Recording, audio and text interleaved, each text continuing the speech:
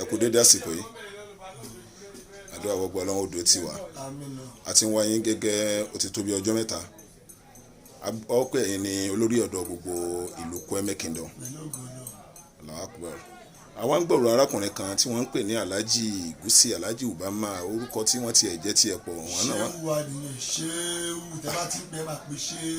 A jẹ́ pé ṣéwù ń gbà náà. Ẹ dákun kí lẹ rí pẹ̀lú arákùnrin náà tó fi jẹ́ pé ẹjọ́ máa tẹ̀léra yín bíi 2-4. Wẹ́ kọ́lọ́ ṣe dáadáa fún wa kí Ọlọ́run máa fọwọ́ bàjẹ́ kọ́ ọ̀rọ̀ wa, ètò tí ń dáná ọ̀rọ̀ wa kọ́lọ́ má jẹ́ ojú bàjẹ́, ètò òkú dẹ́ káàtó kọ́lọ́ máa sọ́jú dáadáa. Wẹ́ question tẹ́ bèrè question tó dáa ni ṣe rí Alhaji Abdulhakeem Sanni arówó ṣáàdínì fún gbogbo Badagry division. Ṣé àwọn náà ni wọ́n tún jẹ́ arówó ṣáàdínì yẹn? Àwọn ló tún jẹ́ arówó ṣáàdínì gbogbo Badagry division. Èwo wọ́n tún wá jẹ nílẹ̀ Kweme ní nǹkan bí ọjọ́ mélòó kan sẹ́yìn. Gíwádìíní tún lélẹ́yìn ní gbogbo Kweme. Allahu Akbar. Bàbá Dìíní tún wà ń bẹ̀ tó tún jẹ ní sẹ́mẹ̀ẹ́bí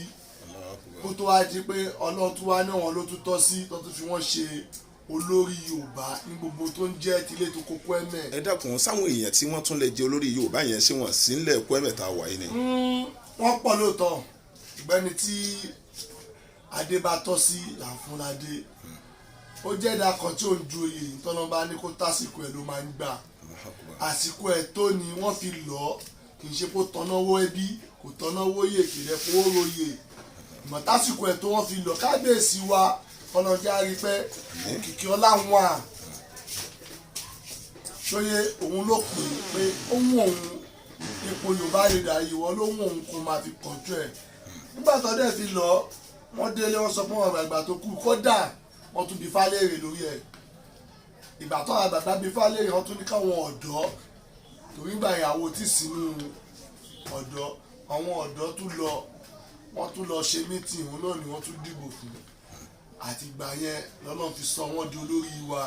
àgbà tó dẹ̀ ti jẹ́ eku ń kébé eku ẹyẹ ń kébé ẹyẹ ọmọ èèyàn pọ̀ bí ọmọ èèyàn kódà níbi tọ́lọ́run tún fi ràn wọ́n lọ́rùn dé gbogbo ohun tó ń jẹ́ Yorùbá South Igbo Hausa àwọn tún ní o faránṣẹ́ àmà fún gbogbo ẹ̀yà mẹ́rẹ̀ẹ̀rin tí mo kà lẹ́yìn tí ìlú Kweme dẹ̀ tí wọ́n kọ̀ǹfàmù ẹ̀ tí wọ́n dẹ̀ mọ̀ gẹ́gẹ́ bí olórí gbogbo ètò ń jẹ́ àyọ̀nù gan gbogbo tó ń jálejò ló ń jáyọ̀nù gan nílùú Kweme. Nílùú Kweme tá a wà ń bí ọ̀dà eléyìí ọba ni ẹ dákun mo fẹ́ béèrè nǹkan kan àti ẹ̀ tún gbọ́ pé wọ́n láwọn kan tún ń ṣe kándákándá lórí àwọn oyè tí bàbá yìí jẹ ẹ dákun kí ni bó ni bàbá yìí ṣe wá ń ṣe láàrin wọn. Wọ́n á jẹ́ kíkọ́ dábàá tẹ̀mí rí bẹ́ẹ̀ ni pé ẹni tí tẹ́wọ̀ bá ń ṣe tí ó bá ti sí opposition nǹkan yóò ní lọ síwájú. Ọlá abóhun èèyàn kan ṣe ń dìde pé kó dùn kò tọ́ sí ló ń jẹ́ kó máa rí ṣe tí ó bá sọ wọn tó ń lé lé ó ṣeé ṣe kó náà ti rẹpẹtì kó má jí rẹ̀ mọ́ torí pọ̀ position wà Ọlọ́run wá tún fún lọ́gbọ̀n àti òye tó bá le díẹ̀ á dẹ̀ díẹ̀ ṣòtíyé ó ń lòjọba tó jẹ́ pé kò le jù kò pọ̀ jù àwọn àgbàlagbà yẹn ètò bá rí pé ó ń bínú nu wọn á lọ síbẹ̀ á bẹ̀ wọ́n á bá wọn sọ̀rọ̀ á rán àwọn àgbàlagbà pé ohun tóun téèyàn bá ń wí ní wọ̀ èèyàn máa ń wí ní píìsì ni a jẹ́ pé a rí náà àwọn àgbàlagbà tó jẹ́ pé wọ́n ti padà tún cooperate pẹ̀lú wa tó tún bọ̀ wọn àgbàgbà ẹgbẹ́ wọn sọ pé ẹni yìí kò kọjá ìlànà tó yẹ kó wà ẹ jẹ́ ká sowọ́pọ̀ pẹ̀lú ẹ̀ ní lọ́ fi jọ ń ṣe pọ̀. Ẹ̀yin gangan tí mo ń bá sọ̀rọ̀ yìí irú oyè wo gangan lẹ́yìn jẹ nílùú Kweme Kingdom yìí. Ọlọ́run ṣe dáadáa fún wa ìta bá ṣe lọ. Àti pé kí lorúkọ yín gangan. Orúkọ mi ni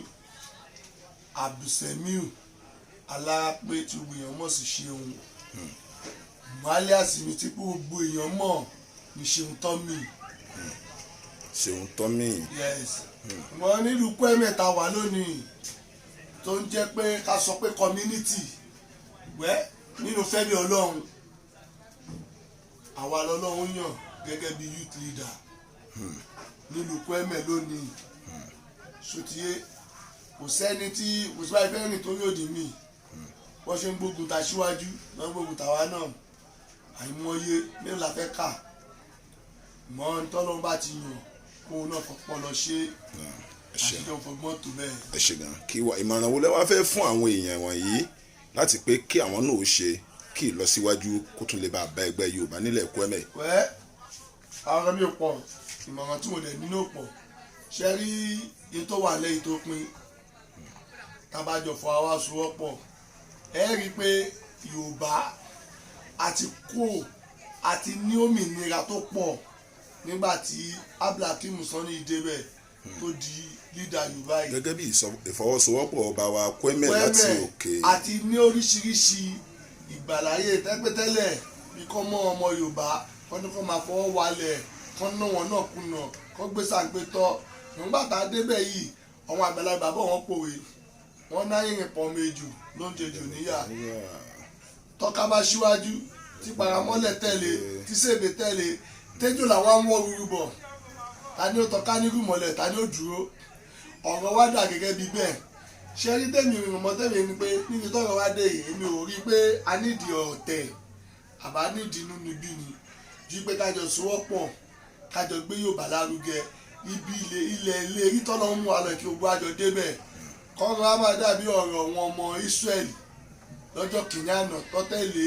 ànábìwá Ísáù pẹ̀lú Fíráò náà nígbà tí wọ́n rí òdodo wọn ò tẹ̀lé òdodo ṣòtìyé ẹ jẹ́ kájọ rí òdodo tó ń lọ yìí ẹni tọ́lọ́hún yàn ni tọ́lọ́dún ẹ̀ kún lọ́wọ́ tó bá pọ́gbọ́n orí ẹ̀ ló fi ń ṣe tó jẹ́ pé ó ló fi wá ó ṣe é ṣe kó wá ìjọba yìí ṣe nírọ̀rùn báyìí látìgbà tó ti débẹ̀ kò síbi tọ́mọ Yorùbá ti lè níṣòro ọ̀wọ́n gan tọ́jọ́ mọ́ òòlù tó jẹ́ bí baálẹ̀ nìkankan wọ́n máa fún wa lọ́nà wọ́n á ní kọ́ lọ pé ẹ tó jó lórí wọn wá wọn ò lè ṣèdájọ́ wa lẹ́yìn wa torí pé wọ́n mọ̀ pé ẹni tó tó gbangba sùnà yẹn ló wà ń bẹ̀ tí ó dẹ̀ kì í gbà wọ̀ sí kì í gbà rẹ jẹ nítẹ̀mí ṣe lè sọ ní pé àwa tó kù náà ẹ jẹ́ ká sọ́wọ́pọ̀ pẹ̀lú ẹ̀ kájọ níṣọ̀kan gẹ́gẹ́ bí lógo wa kí ṣọ̀kan yẹn kó lè jọba tá a bá níṣọ̀kan more respect tún máa wà ju tàtẹ̀yìnwá lọ nínú sẹ̀mẹ̀ta wà lónìí ìsìn nínú gbogbo ẹ̀yà tó wà sẹ́nẹ̀ Yorùbá ló ní respect jù títọmọdé tàgbà ń páyẹ̀ tí ó dẹ̀ rí bẹ́ẹ̀ lánàá ẹ̀mọ̀yàn ọ̀tọ̀ ti ṣe leader sẹ́yìn àmọ́ bọ́ ṣe ṣe ṣùgbọ́n ẹ̀kọ́ la fẹ́ lọ ṣùgbọ́n ìta wà bẹ́ẹ̀ yìí ní tó wọ̀n ni ní tó dẹ̀ wà lẹ́yìn tó pin kò ní ìdíkà fọ́tẹ̀ sí i. àti àwọn ọmọ ẹgbẹ́ tẹ ẹ bá ṣèpàdé tán wọ́n lè máa kọrin kan jẹ́ ilé rán wa létí àwọn slogan yẹn. orin ta máa ń kọ ni pé wọ́n sọ pé Yorùbá community yìí ti gbogbo wa ni kó máa gbọ́dọ̀ bàjẹ́ ẹ jẹ́ ká sowọ́pọ̀ ká fi mọ̀ ṣọ̀kan àjò lè dàbí ilé ẹ jẹ́ ká sowọ́pọ̀ ká fi mọ̀ ṣọ̀kan gbé kémi gbé. ẹ bá mi dárúkọ yín lẹ́ẹ̀kan sí i. orúkọ mi ni Abdulsemiu Alápé Ṣeun tí gbogbo èèyàn mọ̀ sí youth leader. Ọlọ́run ní jẹ́ kó bàjẹ́ ẹ̀sìn gan pa àti ẹ̀ pè yín torí ẹ̀sùn rórí gan àwa dúpẹ́ fọlọ́n tọ́lọ̀ tiẹ̀ ní a tún pè yín kẹ́ tiẹ̀ fún wa níye ìṣẹ́jú tẹ́ fún wa ìtọ́ra mọ̀ yìí pé alálejò níyín ẹ̀ tí ò sì ráyè níyín ṣùgbọ́n ẹ sì tẹ́ fún Ọlọ́run ọba láyé ẹ má nígbàgbọ́ pàwọ́ lẹ fún láyé Ọlọ́run lẹ fún láyé Ọlọ́run tẹ̀sí fún láyé Ọlọ́run máa bá àṣàdó tì yín látòrí olórí wa tẹ dórí àwa tá a jẹ́